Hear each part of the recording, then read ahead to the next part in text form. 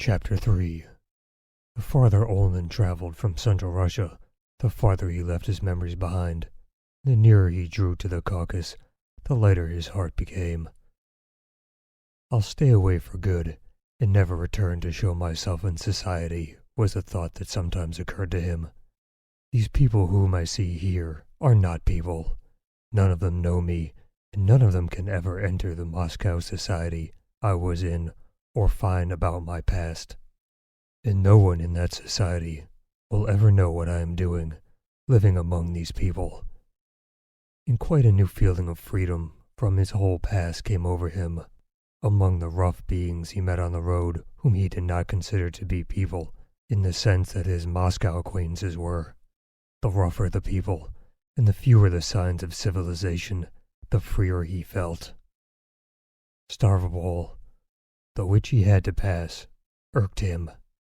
The signboards, some of them even in French, ladies in carriages, cabs in the marketplace, and a gentleman wearing a fur coat and a tall hat who was walking along the boulevard and staring at the passer-by, quite upset him.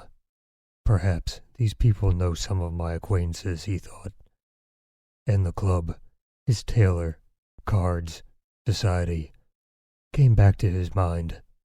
But after Stavropol, everything was satisfactory, wild, and also beautiful and warlike, and Olin felt happier and happier.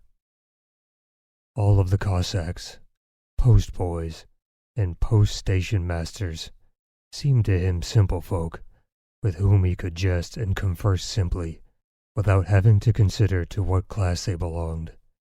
They all belonged to the human race, which, without his thinking about it, all appeared dear to Olin, and they all treated him in a friendly way. Already in the province of the Don Cossack, his sledge had been exchanged for a cart. And beyond Stavropol, it became so warm that Olin traveled without wearing his fur coat. It was already spring, an unexpected joyous spring for Olin. At night, he was no longer allowed to leave the Cossack villages, and they said it was dangerous to travel in the evening. Vanusha began to be uneasy, and they carried a loaded gun in the cart. Olin became still happier. At one of the post stations, the postmaster told of a terrible murder that had been committed recently on the high road.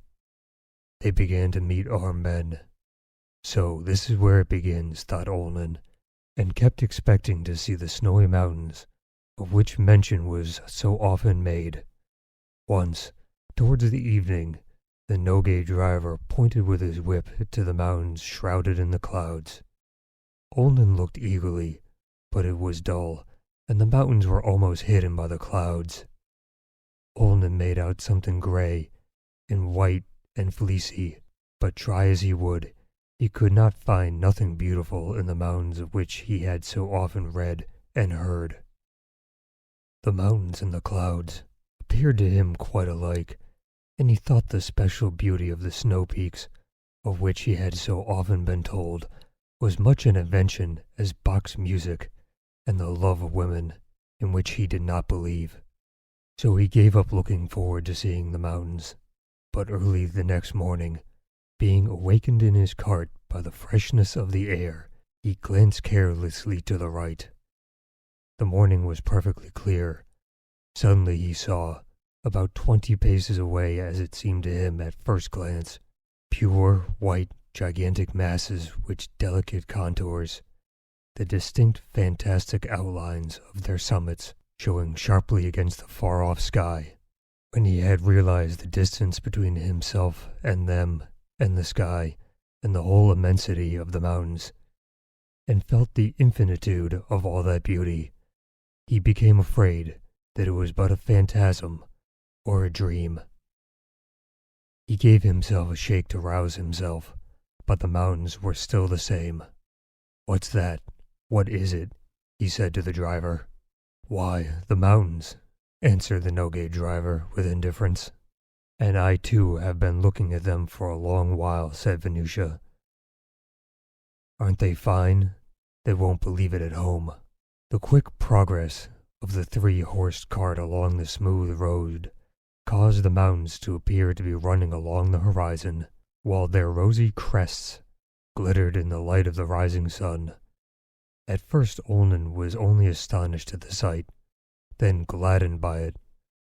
But later on, gazing more and more intently at that snow-peaked chain that seemed to rise not from among the other black mountains, but straight out of the plain, and to glide away into the distance. He began by slow degree to be penetrated by their beauty, and at length to feel the mountains.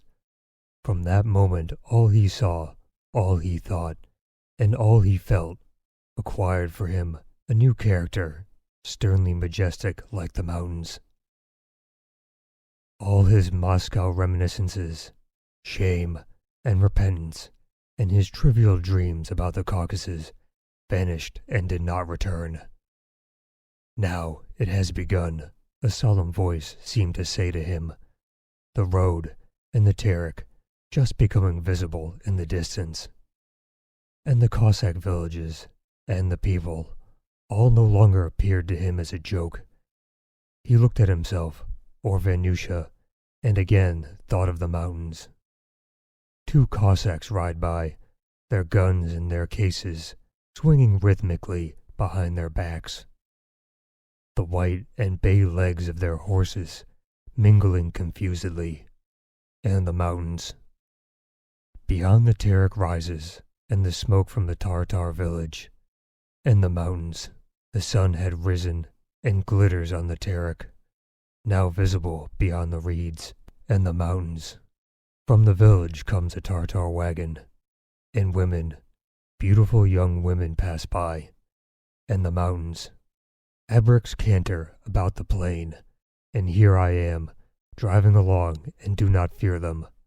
I have a gun, and strength, and youth, and the mountains.